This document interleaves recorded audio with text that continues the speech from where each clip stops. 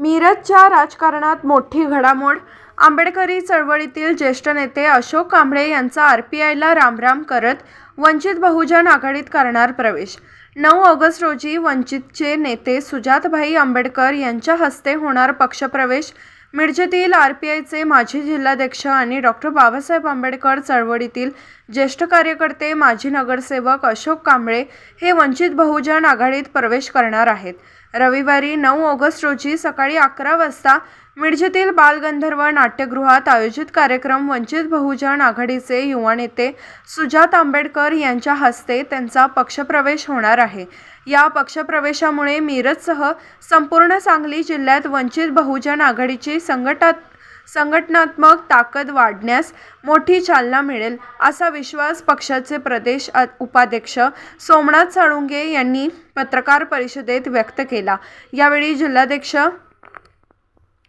जिल्हाध्यक्ष नितीन सोनवणे, नजीर झारी, अशोक कांबळे, डॉ. रविकुमार गवई, सूर्यकांत कुकडे, अल्ताफ खतीब, प्रतीक कुकडे, आनंद हत्तेकर, प्रमोद वायदंडे, नंदू कांबळे यांच्यासह पक्षाचे पदाधिकारी व कार्यकर्ते उपस्थित होते. रविवारी 9 ऑगस्ट रोजी ऑगस्ट क्रांती दिनाच्या पार्श्वभूमीवर बालगंधर्व नाट्यगृह मिरज या ठिकाणी सकाळी 11 वाजता वंचित बहुजन आघाडीच्या वतीने भव्य पक्षप्रवेश सोहळा आणि संवाद मेळाव्याचं आयोजन करण्यात आलेलं आहे. या संवाद मेळाव्याला मार्गदर्शन करण्यासाठी वंचित बहुजन आघाडीचे युवा नेते सुजातदादा आंबेडकर उपस्थित राहणार आहेत. सुजातदादा आंबेडकर यांच्या उपस्थितीमध्ये सांगली जिल्ह्यातील दिग्गज कार्यकर्त्यांचा प्रवेश या संवाद मेळावा आणि पक्षप्रवेशाच्या माध्यमातून होणार आहे. या पक्षप्रवेशामध्ये मिरजचे माजी नगरसेवक, आंबेडकरी चळवळीचे धडाडीचे कार्यकर्ते अशोकरावजी कांबळे हे त्यांच्या हजारो कार्यकर्त्यांच्या समवेत वंचित बहुजन आघाडीमध्ये आदरणीय सुजातदादा आंबेडकर यांच्या उपस्थितीमध्ये सहभागी होणार आहे.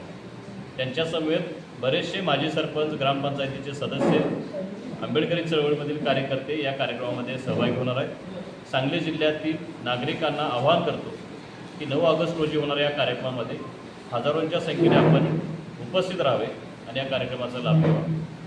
या पक्षप्रवेशाच्या माध्यमातून मिरज विधानसभा आणि सांगली जिल्ह्यातील सर्वच निवडणुकीच्या पार्श्वभूमीवर वंचित बहुजन आघाडी सक्षमपणे या सांगली जिल्ह्यामध्ये राजकीय पर्याय उभा करेल ही अपेक्षा आम्हाला आहे, ही खात्री आम्हाला आहे.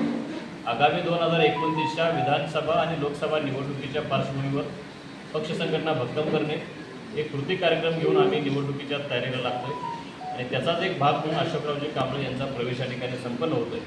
निश्चितपणे येणाऱ्या निवडणुकीमध्ये वंचित बहुजन आघाडी विधानसभा आणि लोकसभेमध्ये उज्ज्वल यश संपादन करेल अशी खात्री आम्हाला आहे.